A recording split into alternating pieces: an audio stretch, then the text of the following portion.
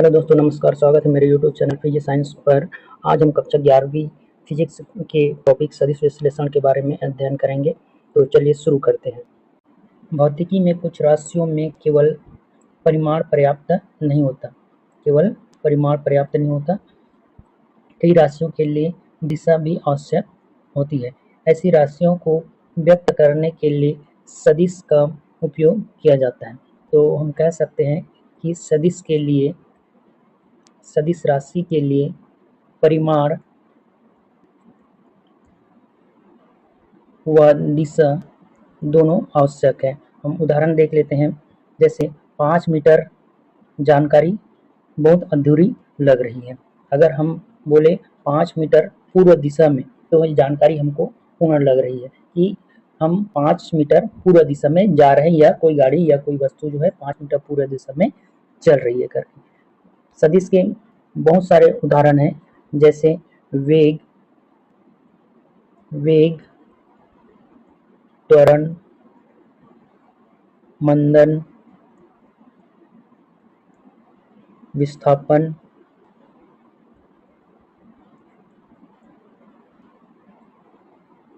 बल आघूर्ण,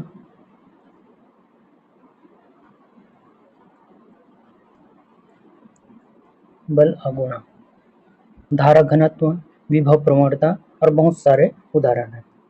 चलिए आगे बढ़ते हैं। सदिश की आवश्यकता क्यों हुई? मुख्य कारण, दिशा बताने के लिए सदिश की सहायता से हम किसी भौतिक राशि की दिशा बता सकते हैं। गति का सही वर्णन करने के लिए कि वस्तु जो है किसी दिशा में गति कर रही है, तो हम उसको सही तरीके से वर्णन कर सकते हैं। अनेक बलों के संयुक्त प्रभाव को ज्ञात करने के लिए।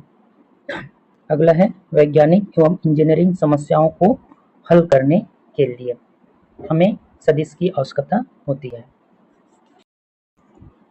अब सदिश का परिभाषा देख लेते हैं कि सदिश किसे कहते हैं।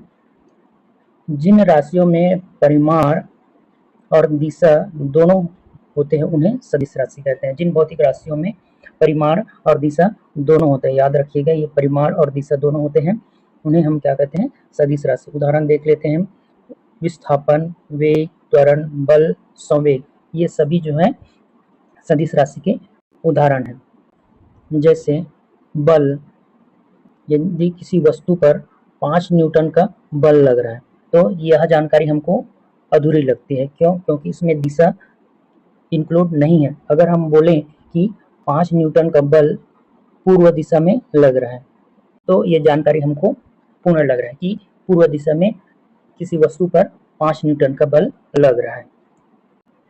सदिश विश्लेषण में विद्युत धारा में परिमाण और दिशा होते हैं। विद्युत धारा की बात कर रहे हैं। धारा में परिमाण और दिशा दोनों होता है। परिमाण व दिशा दोनों होते हैं, लेकिन विद्युत धारा जो है अदिश राशि है। क्यों? क्योंकि यह सदिश नियमों का पालन नहीं करती है। सदिश नियम इनका पालन नहीं करती। तो सदिश राशि होने के लिए यह आवश्यक है कि सदिश नियमों के पालन करना आवश्यक है। सदिश नियम क्या क्या है? जैसे सहचर्य नियम, क्रम विनिमय नियम। तो विद्युत धारा जो है सदिश योग के नियम का पालन नहीं करता, इसलिए यह जो है अदिश राशि है। अब देखते हैं अदिश राशि। जिन राशियों में सिर्फ परिमाण होते हैं, दिशा नहीं, उन्हें अदिश राशि कहते हैं। सिर्फ परिमाण होता है, सिर्फ परिमाण होते हैं, दिशा आवश्यक नहीं है, तो उन्हें अदिश राशि कहते हैं। जैसे लंबाई, आयतन, समय, ताप, कार्य। लंबाई, जैसे किसी वस्तु की लंबाई 5 मीटर है, तो ये अपने आप में ये प्रदर्शित कर रहा है कि इसमें दिशा की आवश्यकता नहीं है। सदिश और अदिश में अंतर। अदिश राशि केवल परिमाण होता है। सदिश राशि में परिमाण और दिशा दोनों होते हैं। अदिश राशि को समान बीजगणित के नियम से हम जोड़ सकते हैं, लेकिन सदिश राशि में हम जोड़ के विशेष नियमों से जोड़ सकते हैं। जोड़ के विशेष नियम क्या क्या हैं? जैसे क्रम विनिमय नियम, अभी मैं बताया, क्रम विनिमय नियम और सहचर्य नियम। ठीक है। उदाहरण, अदिश राशि का उदाहरण है द्रव्यमान, समय, तापमान। सदिश राशि का उदाहरण है बल, वेग, विस्थापन। अदिश राशि के घटकों को हम वियोजित नहीं कर सकते, लेकिन सदिश राशि के घटकों को हम वियोजित कर सकते हैं। दो सदिशों का गुणनफल सदैव अदिश होता है। दो अदिश का गुणनफल अदिश होता है, अदिश। लेकिन दो सदिशों का गुणनफल सदिश भी होता है और अदिश भी होता है, ये दोनों होते हैं यहाँ पे। सदिश का निरूपण।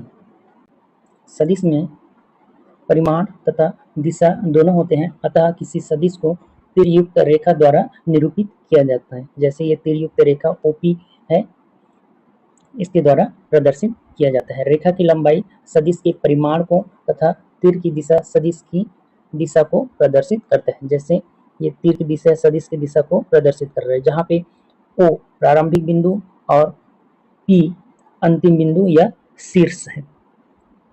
तीर का निशान प्रारंभिक बिंदु से अंतिम बिंदु की ओर लगाया जाता है। तो हमारा जैसे कोई बुक में दिया रहेगा सदिश A, इस टाइप का दिया रहता है। जैसे संकेत किस टाइप के, जैसे किताबों में सदिश को हम बोल्ड अक्षरों में लिखा हुआ पाएंगे या इस टाइप का लिखा हुआ पाएंगे, हम दोनों देख सकते हैं इस टाइप का। मापांक देखते हैं। सदिश के परिमाण को प्रदर्शित करने वाली धनात्मक संख्या को हम सदिश का मापांक कहते हैं। याद रखिएगा, सदिश के परिमाण को प्रदर्शित करने वाली धनात्मक संख्या को हम मापांक कहते हैं। यह सदिश की दिशा पर निर्भर नहीं करते हैं, सदिश की दिशा पर निर्भर नहीं करते। मापांक का जो मान है वो सिर्फ परिमाण पर निर्भर करता है, दिशा पर निर्भर नहीं करता है। इसे हम सदिश का निरपेक्ष मान भी कहते हैं। सदिश के मापांक को हम मॉड A कैप या मॉड A कैप के द्वारा प्रदर्शित करते हैं। ये मॉड, इसको बोला जाता है मॉड A, और ऊपर में जैसे टोपी जैसे चिन्ह रहता है उसको कैप बोला जाता है। सदिशों के प्रकार देख लेते हैं। पहला है यूनिट वेक्टर, जिसका परिमाण हमेशा एक होता है, केवल दिशा बताने के लिए उपयोग किया जाता है। यूनिट वेक्टर का जो उपयोग है दिशा बताने के लिए ही किया जाता है। सदिश A की दिशा में एकांक सदिश को एक कैप से प्रदर्शित किया जाता है। इस टाइप का A ऊपर में कैप रहेगा, उसको हम बोलेंगे A कैप। तो A कैप बराबर vector A upon mod of vector A से प्रदर्शित किया जाता है। यहाँ पे एक चित्र दिया हुआ है जहाँ पे तीनों अक्ष हैं, X अक्ष, Y अक्ष और Z अक्ष, जहाँ पे I कैप, J कैप और K कैप जो है यूनिट वेक्टर है। चलिए आगे बढ़ते हैं। अब हमारा है समान सदिश। समान सदिश जिसमें परिमाण और दिशा दोनों समान होते हैं। याद रखिएगा, परिमाण और दिशा दोनों समान होते हैं, प्रारंभिक बिंदु अलग अलग हो सकते हैं। दो सदिश समान सदिश होंगे यदि पहला मॉड ऑफ वेक्टर A और मॉड ऑफ वेक्टर B दोनों आपस में बराबर होंगे। दूसरा, वेक्टर A और वेक्टर B की दिशाएं समान हो, दिशा समान हो। तीसरा, वेक्टर A और वेक्टर B परस्पर समांतर हो। ठीक है, तो दो सदिश समान सदिश होंगे यदि ये तीनों गुण उनमें समाहित हो। तीसरा है ऋणात्मक सदिश या नेगेटिव वेक्टर। मापांक समान लेकिन दिशा विपरीत होती है। तो इसका जो मापांक है वह समान होता है लेकिन जो दिशा है वो विपरीत दिशा होती है। यदि वेक्टर A हो तो उसका ऋणात्मक सदिश माइनस वेक्टर A होगा। जैसे यहाँ पे हम देख रहे हैं, इसका जो परिमाण है या मापांक है वह समान हो सकता है लेकिन दिशा विपरीत होंगी, विपरीत। स्थिति सदिश या पोजीशन वेक्टर। अंतरिक्ष में किसी कण की स्थिति का निर्धारण एक निश्चित बिंदु के सापेक्ष करना सुविधाजनक होता है। इस निश्चित बिंदु को मूल बिंदु कहते हैं। जैसे यहाँ पे एक बिंदु मूल बिंदु है, तो मूल बिंदु से किसी बिंदु तक खींचा गया सदिश जिसे हम स्थिति सदिश या पोजीशन वेक्टर कहते हैं। यह किसी बिंदु की स्थिति को बताता है और इसे हम आर से प्रदर्शित करते हैं, वेक्टर आर से प्रदर्शित करते हैं। जैसे यहाँ पे चित्र हम देख रहे हैं, यह इसका मूल बिंदु ओ है और उसकी स्थिति, किसी वस्तु की स्थिति एक्स एक्सिस और वाई एक्सिस में बिंदु पी पर है, तो उसकी जो स्थिति है वो ओ पी द्वारा प्रदर्शित किया जाएगा।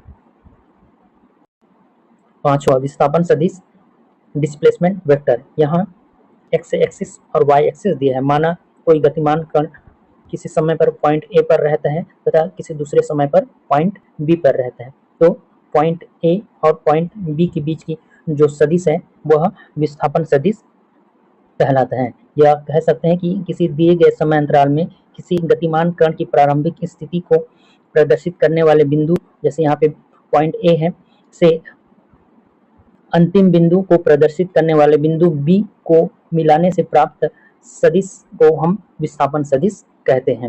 जैसे यहाँ से बिंदु ए से बिंदु बी तक मिलाने वाली जो सदिश है उसे हम क्या कहते हैं, विस्थापन सदिश कहते हैं। प्रारंभिक बिंदु से अंतिम बिंदु तक की दिशा सहित दूरी को हम विस्थापन सदिश कहते हैं।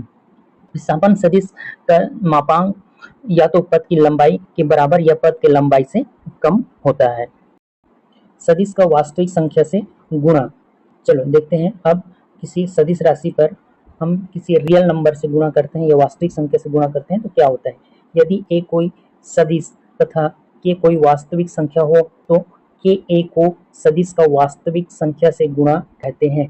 यहाँ सूत्र दिया हुआ है, यदि A equal to A X I plus A Y J plus A Z K, तब हम किसी रियल नंबर के से गुणा कर रहे हैं, तब क्या होगा, के ए एक्स आई के ए वाई जे के ए जेड के, अर्थात वास्तविक संख्या सदिश के प्रत्येक घटक को गुणा करती है। इसका परिमाण क्या क्या होता है देख लेते हैं। परिमाण का प्रभाव, जैसे हम किसी सदिश के मापांक में हम रियल नंबर से गुणा कर देते हैं, तो यदि मापांक 1 से बड़ा हो तो परिमाण बढ़ जाता है, यदि मापांक है वो 0 से बड़ा और के से छोटा है तो परिमाण घट जाता है। यदि के का वैल्यू 0 हो तो शून्य सदिश प्राप्त होता है। शून्य सदिश के बारे में हम अभी डिटेल में पढ़ेंगे। अब इसका दिशा का प्रभाव, यदि के धनात्मक हो तो दिशा समान होती है, यदि के ऋणात्मक हो तो दिशा विपरीत होती है। यानी कि रियल नंबर यदि धनात्मक हो तो दिशा समान होती है, यदि रियल नंबर ऋणात्मक हो तो दिशा विपरीत होती है। सदिशों का योग, सबसे पहले देख लेते हैं त्रिभुज नियम। यदि दो सदिश राशियों को परिमाण और दिशा सहित क्रम से त्रिभुज की दो भुजाओं द्वारा प्रदर्शित किया जाए तो उसका योग सदिश त्रिभुज की तीसरी भुजा द्वारा प्रदर्शित होता है। यह तीसरी भुजा पहले सदिश के प्रारंभिक बिंदु से दूसरे सदिश के अंतिम बिंदु तक खींची जाती है। इसका क्या क्या नियम है उसको देख लेते हैं। पहले सदिश ए को खींचते हैं, जैसे ये हमारा सदिश ए है, दूसरे सदिश बी का प्रारंभिक बिंदु सदिश ए के अंतिम बिंदु पर रखते हैं, हमने रख दिया।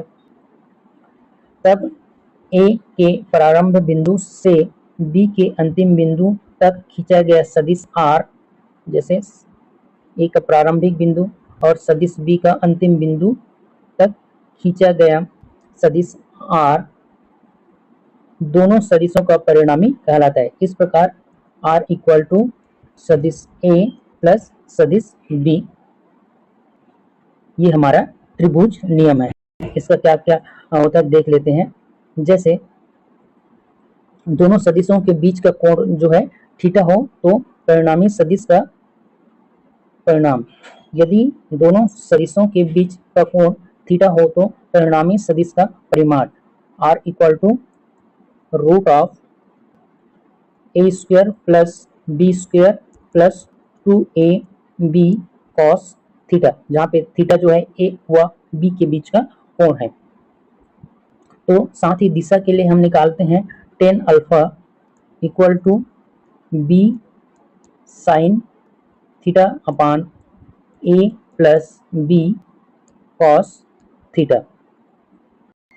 विशेष अवस्था देख लेते हैं। हमारा फॉर्मूला है r equal to root of A square plus B square plus 2ab cos theta.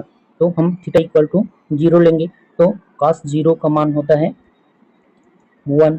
तो फॉर्मूला में हम मान रखते हैं, तो r इक्वल टू हमको प्राप्त होगा A square plus B square plus 2ab। तो हमको प्राप्त होगा r equal to root of, ये हमारा फॉर्मूला है, A square plus B square plus 2ab। तो हम इसको लिखेंगे a प्लस बी का होल स्क्वायर। तो स्क्वायर और स्क्वायर रूट आपस में कट जाएंगे, हमको प्राप्त होगा r equal to A plus B. दूसरा कंडीशन है, अगर हम थीटा इक्वल टू 180 लेते हैं, थीटा इक्वल टू हम लेते हैं 180, तो क्या होगा, हमारा फॉर्मूला है r equal to root of A square plus B square plus 2ab cos theta. तो कॉस थीटा, थीटा का मान हम कितना ले रहे हैं, 180 ले रहे हैं, तो 180 का मान होगा -1, कॉस 180 का मान होगा -1। तो हमारा मान होगा A square plus B square और कॉस थीटा का कॉस 180 का मान हमने -1 लिया है, तो -2ab। तो हम सॉल्व करेंगे r equal to root of A square minus r equal to root of A minus B का होल स्क्वायर। तो इसको हम फाइनली सॉल्व करेंगे, तो हमको प्राप्त होगा r equal to A minus B. यदि हम थीटा इक्वल टू 90 रखें, तो cos 90 का मान होगा 0। तो cos 90 का मान 0 होगा, तो ये जो पूरा टर्म है वो 0 हो जाएगा। हमको मिलेगा r equal to root of A square plus B square. ठीक है दोस्तों, चलिए आगे बढ़ते हैं। समांतर चतुर्भुज का नियम परिभाषा, जब दो सदिशों a व b को एक ही बिंदु से खींचकर समानांतर चतुर्भुज की दो आसन्न भुजाओं द्वारा प्रदर्शित किया जाता है, तब उस बिंदु से खींचा गया विकर्ण दोनों सदिशों के परिणामी सदिश को प्रदर्शित करते हैं। ये इसका परिभाषा हो गया। मान लीजिए दो सदिश a व b हैं, जिनके बीच कोण थीटा है। दो सदिश a व सदिश b है, जिनके बीच का कोण थीटा है। दोनों सदिशों को एक ही बिंदु O से खींचा गया है। ये इसका मूल बिंदु O है, जहां से दोनों सदिश a व b को खींचा गया है। a और b को समानांतर चतुर्भुज की दो आसन्न भुजाएं माना जा सकता है। तो हम मान के चलते हैं कि सदिश a व b समानांतर चतुर्भुज की दो आसन्न भुजाएं हैं। समानांतर रेखाएं खींचकर समानांतर चतुर्भुज पूरा किया जा सकता है। तो हमने समानांतर रेखाएं खींच करके एक समांतर चतुर्भुज पूर्ण किया।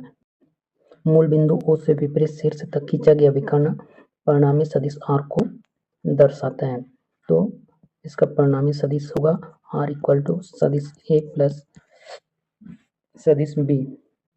परिणामी सदिश, यदि दो सदिश A तथा B के बीच का कोण थीटा हो, तो परिणामी सदिश का परिमाण होगा R equal to root A square plus B square plus 2ab cos theta, जहाँ A प्रथम सदिश का परिमाण, B द्वितीय सदिश का परिमाण, थीटा दोनों सदिशों के बीच का कोण, A व B के बीच का कोण, R परिणामी सदिश का परिमाण। ठीक है, आगे बढ़ते हैं। अब विशेष स्थिति, यहाँ पे विशेष स्थिति देख लेते हैं। यदि दोनों सदिश एक दूसरे के लंबवत हो, अर्थात दोनों सदिश एक दूसरे के लंबवत हो, अर्थात थीटा इक्वल टू 90 डिग्री, तो क्या होगा, हमारा फॉर्मूला है r equal to root of A square plus B square plus 2ab cos theta, जहाँ पे थीटा इक्वल टू 90 डिग्री, तो cos 90 का मान होता है 0। तो यहाँ पे प्राप्त होगा r equal to root of A square plus B square. ठीक है, अब ए और बी के मान को हम यहाँ पे रखते हैं, तो r इक्वल टू हमको प्राप्त होगा root 3 square plus 4 square. 3 square का 9 हो जाएगा और 4 स्क्वायर का 16 हो जाएगा। इन दोनों को जोड़ेंगे तो टोटल 25 रूट 25। तो √25 तो इसका कुल मान होगा 5 न्यूटन। अतः परिणामी सदिश का परिमाण 5 न्यूटन होगा। सदिश के योग के गुण। सदिश के योग के गुण। पहला है क्रम विनिमय नियम, कम्यूटेटिव लॉ। सदिशों के योग में सदिशों को किसी भी क्रम में जोड़ने पर परिणामी सदिश समान रहता है। ध्यान से एक बार फिर से सुनिएगा। सदिशों के योग में सदिशों को किसी भी क्रम में जोड़ने पर परिणामी सदिश समान रहता है। जैसे यहाँ पे a प्लस बी हम जोड़ें तो इन दोनों को हम उल्टा कर दें, b प्लस a, तो इन दोनों का योग जो है वो बराबर होगा। अर्थात पहले a को तथा b को जोड़ें, फिर b को और a को जोड़ें तो दोनों स्थिति में परिणामी सदिश समान होगी। उदाहरण करके देख लेते हैं। उदाहरण दिया है a equal to 3i plus 2j, b equal to 2i plus 4j। तो हमारा क्रम विनिमय नियम है a plus B equal to B plus A. हम सबसे पहले a प्लस बी को सॉल्व करेंगे, उसके बाद में b प्लस ए को सॉल्व करेंगे। यदि दोनों का आंसर समान है तो हम कहेंगे कि सदिश जो है क्रम विनिमय नियम का पालन करता है। तो सबसे पहले हम a प्लस बी को देखते हैं। a plus B equal to होगा 2 plus 3 plus 2i plus 2 plus 4j। यहाँ पहले सदिश का i और j का गुणक दूसरे सदिश के i और j के गुणक के साथ क्रमशः जुड़ता है। तो इस प्रकार हमारा a plus B equal to होगा 5i प्लस 6j। ठीक इसी तरीके से हम b प्लस ए के ले लेते हैं। b plus A equal to होगा 2 plus 3i plus 4 plus 2j। तो इस प्रकार से होगा b plus A equal to 5i plus 6j। हम इसको समीकरण नंबर 1 ले लेते हैं और इसको समीकरण नंबर 2 ले लेते हैं। हम समीकरण 1 व 2 को देखते हैं तो दोनों जो है समान है। मतलब हमने एक पक्ष को जोड़ा और दूसरे पक्ष को जोड़ा तो दोनों पक्षों का जो योग है वो समान है। तो इसका मतलब है कि सदिश जो है योग क्रम विनिमय नियम का पालन करता है। साहचर्य नियम। 3 सदिशों के योग में किसी भी 2 सदिशों को पहले से जोड़ने पर परिणामी सदिश समान रहता है। यहाँ पे साहचर्य नियम है, ब्रैकेट में a plus B plus C सूत्र है, ब्रैकेट में a plus B plus C equal to a plus bracket में b प्लस सी।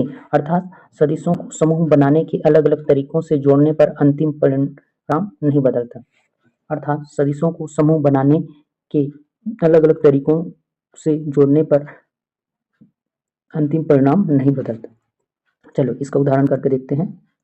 यहाँ पे 3 सदिश दिया है, सदिश a, b और c। सदिश a का मान है a equal to 2i plus j। सदिश b का मान है b equal to i plus 3j। सदिश c का मान है 2i प्लस 2j। तो हमारा फॉर्मूला है साहचर्य नियम का a प्लस b ब्रैकेट में plus c equal to a plus b plus C. तो सबसे पहले हम एक पक्ष को सॉल्व करेंगे और दूसरा पक्ष को सॉल्व करेंगे। अगर दोनों पक्ष का जो आंसर है वो समान है तब सदिश जो है साहचर्य नियम का पालन करेगा। तो सबसे पहले देखते हैं हम a प्लस बी ब्रैकेट में प्लस सी, उनमें से सबसे पहले हम a प्लस बी को सॉल्व करते हैं। तो a plus B equal to होगा 3i प्लस 4j। अब हम इसमें प्लस सी को भी जोड़ देंगे, ब्रैकेट में a plus B plus C equal to होगा 3i plus 4j plus 2i plus 2j। तो इस तरीके से होगा, i का i के साथ में गुणक के साथ में जुड़ेगा और j का j के गुणक के साथ में जुड़ेगा। तो होगा फाइनली 5i प्लस 6j। ये हमारा समीकरण नंबर 1 है। अब दूसरी तरफ a plus B plus C. तो हम सबसे पहले b प्लस सी को लेते हैं। b plus C equal to क्या होगा 3i प्लस 5j। अब हम इसमें a को जोड़ते हैं, a को जोड़ेंगे तो क्या होगा 2i plus j plus 3i plus 5j। तो इस तरीके से इसको हम सॉल्व करेंगे तो क्या होगा i का i के गुणा के साथ जुड़ेगा और j का j के गुणा के साथ में जुड़ेगा। तो फाइनली हमको मिलेगा 5i प्लस 6j। तो ये हमारा समीकरण नंबर 2। अब हम समीकरण 1 व 2 को तुलना करते हैं तो हमको दोनों जो है समान मिलता है। इस तरीके से हम कह सकते हैं कि सदिश जो है योग साहचर्य नियम का पालन करता है। चलिए आगे बढ़ते हैं। अब शून्य सदिश। जिस सदिश का परिमाण शून्य होता है उसे शून्य सदिश कहते हैं। ध्यान रखिएगा, उसका परिमाण जो है शून्य होता है उसे हम शून्य सदिश कहते हैं। इसे शून्य वेक्टर 0 से प्रदर्शित करते हैं, इससे प्रदर्शित किया जाता है। शून्य सदिश के सभी अवयव शून्य होते हैं, ये भी ध्यान रखिएगा। शून्य सदिश के सभी अवयव शून्य होते हैं, ये भी ध्यान रखिएगा, सभी अवयव जो है शून्य होते हैं। अब इसके क्या क्या गुण हैं उसको देख लेते हैं। शून्य सदिश के गुण। शून्य सदिश के गुण, पहला, इसका परिमाण शून्य होता है। शून्य सदिश का परिमाण शून्य होता है, मतलब हम किसी सदिश में हम शून्य से गुणा करें तो इसका मान जो है हमेशा शून्य ही आएगा।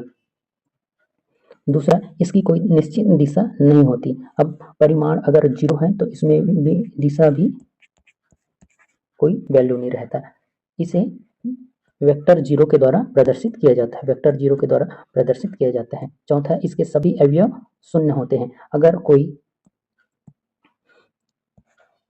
सदिश दिया है ax plus by plus cz, जिसमें हम 0 से गुणा कर दें तो सभी अवयव 0 हो जाएंगे। पांचवा, किसी सदिश में शून्य सदिश जोड़ने पर वही सदिश प्राप्त होता है। यदि हम किसी सदिश में हम शून्य को जोड़ दें या शून्य सदिश को जोड़ दें तो वही सदिश प्राप्त होता है। ठीक है दोस्तों। छठवां, किसी सदिश और उसके ऋणात्मक सदिश का योग शून्य सदिश होता है।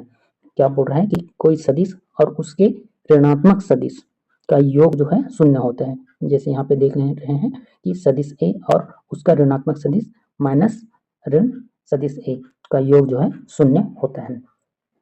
चलिए आगे बढ़ते हैं।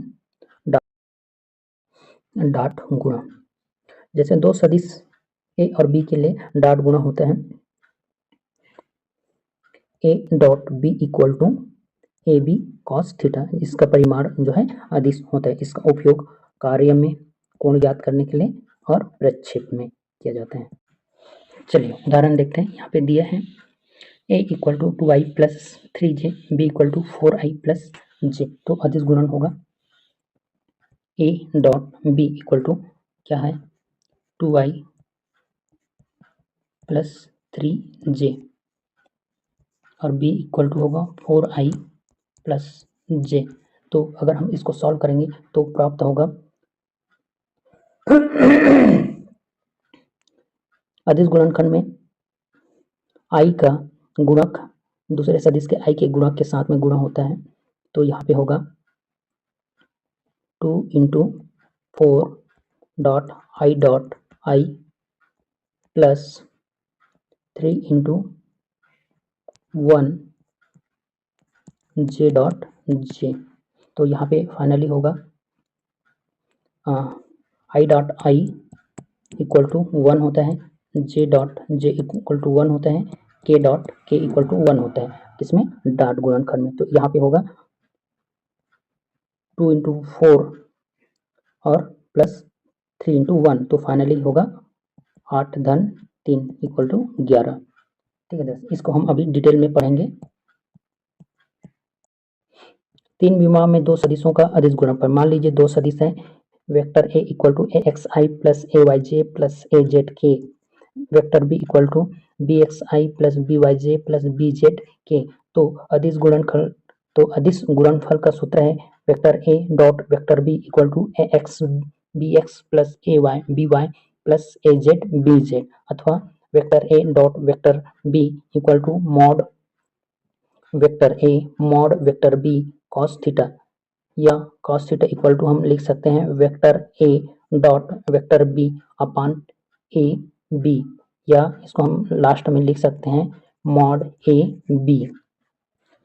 तो इकाई सदिशों के गुण जब हम इसका निकालते हैं तो क्या होगा, i dot i equal to 1 होगा, j dot j equal to 1 होगा, k dot k equal to 1 होगा, और i dot j equal to 0 होगा, j dot k equal to 0 होगा, k dot i equal to 0 होगा। इसे संबंधित हम गणितीय उदाहरण करेंगे ताकि और अच्छा से समझ में आ जाए। चलिए विशेष परिस्थितियां देख लेते हैं। इसका फॉर्मूला है vector a dot vector b equal to mod of a mod of b cos theta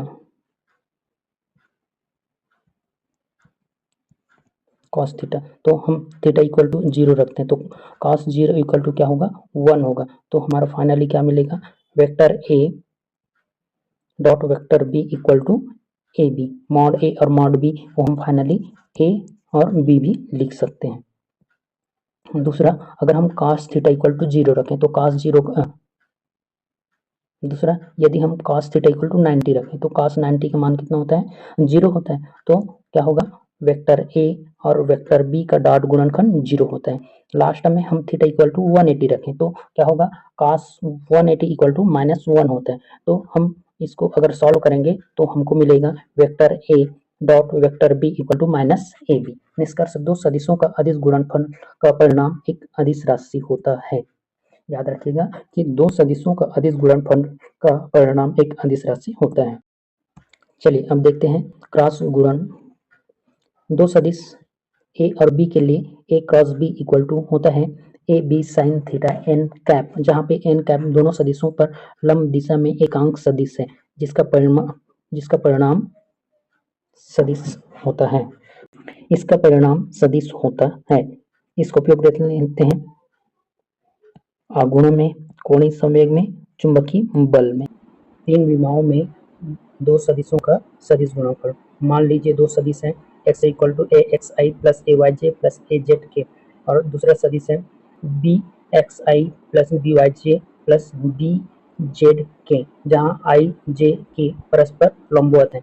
तब इनका जब हम सदिश गुणनफल निकालेंगे तो इकाई सदिशों के गुण निम्न होंगे, I cross I equal to 0, J cross J equal to 0, K cross के इक्वल टू 0। ठीक इसी तरीके से आई क्रॉस जे इक्वल टू के और जे क्रॉस के इक्वल टू आई और के cross I equal to J.